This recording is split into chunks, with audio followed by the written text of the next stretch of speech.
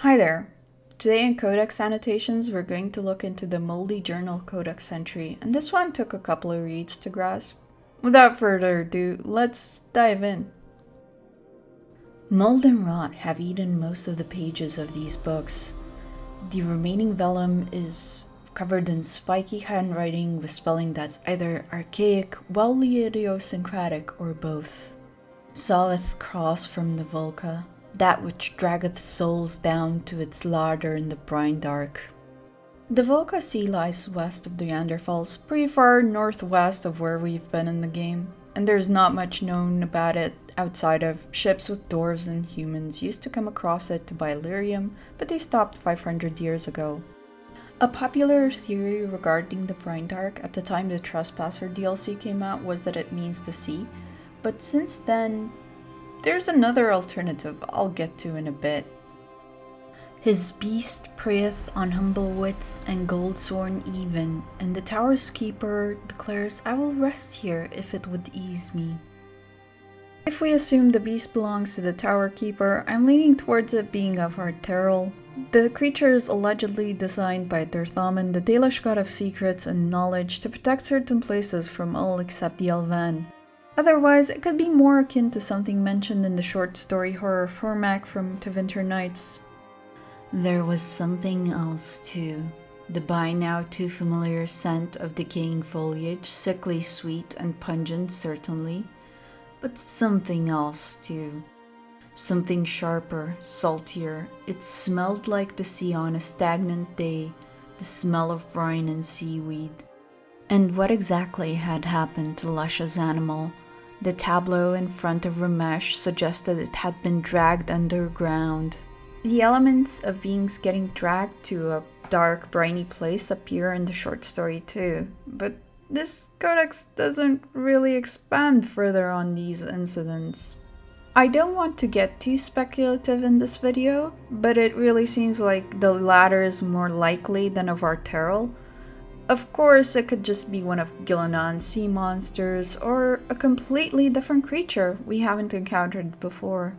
Going back to the codex, humble wits is probably commoners, and goldsworn might be nobles, and the priest preys on both without discrimination. Initially, I considered that goldsworn might be mercenaries because of allegiance to gold, but that doesn't quite fit. The Elvan, which pulled me grip up from my end, kens he is last of his kind. I really had to look for the verb in this one, and the closest fit, ken, is mostly used in northern England and Scotland, and has a meaning similar to know. Also, between the Dalish and the ancient elves, the title of Last Elvan might just be more thoroughly claimed than the workers at the Blooming Rose. I made it known Elven lives south-like, but he says it would not be as it was, and I said that's ever true, and he laughed, lark-like. The most prominent area south of the Volca Sea and the Neanderthals is the Tirashan, a forest known to be inhabited by elves with bright crimson Valusline who allegedly worship the Forgotten Ones, the malevolent gods of Dalish mythology, at least according to Orlesian accounts in the Last Court.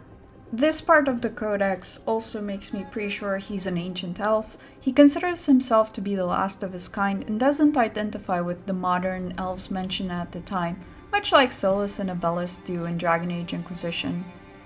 Come dark, he showed me a mirror, deep strange, an illuvion, sworn to been in his family for... This part is interesting as it seems he considers this mirror to belong to his family, which perhaps indicates that illuvians were less like public transport and more like personal property.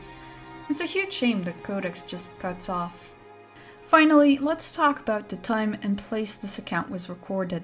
While we can assume the Forgotten Tower we find it in is somewhere close to the Volca Sea, there's very few details in this codex that might help with the timing of this account.